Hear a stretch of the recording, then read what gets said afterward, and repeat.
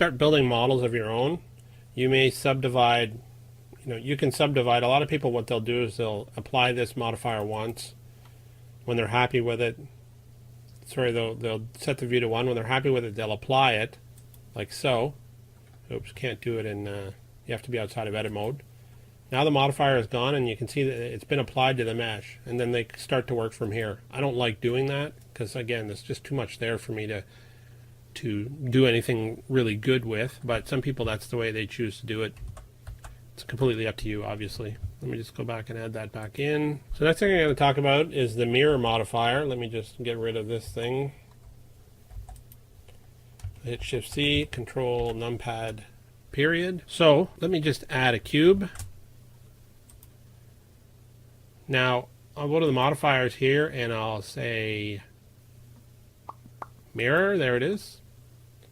Now if I grab it, if I grab the mirror itself, if I grab the cube itself and go into edit mode, you can see that when I move it, there's a mirrored copy of it on the left hand side. So what that allows you to do is if I work on this side, the same thing gets applied to the other side. It's basic mirroring. But what if I wanted to, say, mirror a face? So I wanted these two cubes to be exactly together and joined. What would you do in that case? Well, this is where the snap menu comes into play.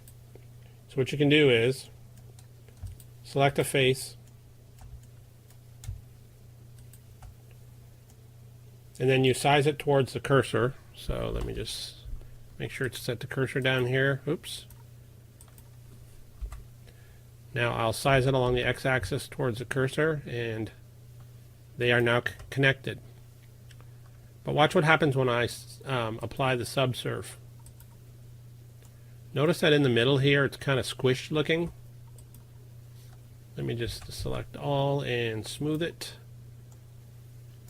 It shouldn't look like that, and I mentioned this in another video, and the reason why it's doing that is because there's still a face here. If you're going to mirror two objects together, you need to make sure that the face itself is hollow. This face right here. Now watch what happens when I remove the face. I hit tab. It's perfect now. Anytime you're modeling with mirror stuff, if you see there's weird creases between at the edge where the model is, it's probably because you didn't remove the faces. So now that I have that done, I can start doing whatever I want. If I do a loop cut, it shows up on both sides. Same here. Very handy for doing symmetrical work. Let me just tab out of that, hit X, hit Shift C, Control Numpad period. Now hit Shift A and add an empty. What is an empty? It's nothing. It's empty. But what do you use it for? Well, whatever you like. So I often use empties for mirroring. So you can see here the empties in my outliner. I'm just going to rename it to AA_empty. Oops. And now it's considered AA_empty. Now if I add a cube again, I grab it here, I add the mirror modifier, and you can see right here it says mirror object. There's my empty. So now that looks good. I would have to, once again, I would want to first of all get rid of this face, and then move the edges together. So I will size it towards the cursor again along the x-axis, and you're done. Now the two methods aren't all that different, but with the cursor, you're always moving the cursor around, but the empty itself can always stay in place. If I were to add something else, another object, then I would always use that empty as the middle for my mirroring. And another thing that I'll often do is if I want to say create, say this was the beginning of a car and I wanted to create a headlight. Well, instead of going through all the trouble of mirroring, I'll just hit Shift D to duplicate something, move it along the in this case the y-axis, hit P to separate it, and now when I tab out I have two separate objects, and this one is automatically mirrored. So let's say I size it down, and these are my headlights. change the color so we can see that it's a headlight, because all headlights are red, right? And so now if I grab it, I have two separate but completely mirrored images. And so I'll often just duplicate a panel off of something that's already mirrored, and shift dupe, hit Z. I make sure I don't move it apart if I want to make sure they stay together. Otherwise, you can just grab it, resize it, and do whatever you want with it, and you don't have to go through all the trouble of setting up the mirroring, because it'll automatically inherit it whenever you duplicate it, and then hit P to separate it. Okay, let's go back to one. Let's hit A to select everything. Oops, out of tab out of edit mode. Hit A to select everything. X to erase. Shift C. Control numpad. Period. So the one last thing I'm going to show you is you can also mirror. Let's go Shift A and add our monkey. You can also mirror vertices, or lines, or faces if you like.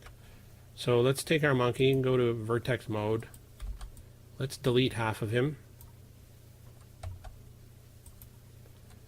So half of him is gone. You can see he's inside his head there.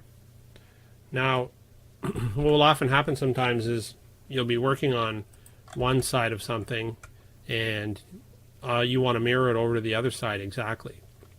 So again, to do that, you snap your cursor to either the middle of these two, or at least have your cursor on one of the vertices that is right on the edge. So I'll shift snap, cursor to selected.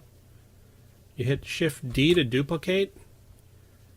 So now I have a duplicate copy of this monkey head. Hit Ctrl M to mirror, and then we want to mirror along the X axis, so we hit X. If I were to hit Y, it would look crappy. If I were to hit Z, it would look silly. I hit X. Now I have an exact mirrored copy of the vertices on the right. I like where that is. I hit return. Now all we have to do, of course, is go down the middle and remove duplicates. Where did that go? There it is. Remove doubles.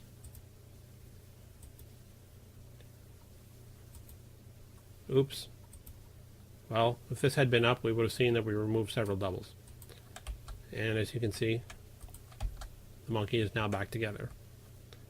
I don't use that often because the mirror works pretty well, but every once in a while, if I'm doing something on one side of something that's mirrored on both sides, then I will erase half of it and then mirror it over. Anyway, that's it for this lesson. It was pretty short, but there's a lot of stuff in there. I encourage you to play around with it, with the edge loop stuff, and with the mirroring stuff especially, and grabbing edges, sliding them, that kind of stuff. Those are the kinds of things you'll use in modeling all the time. Anyway, I'll see you in the next video.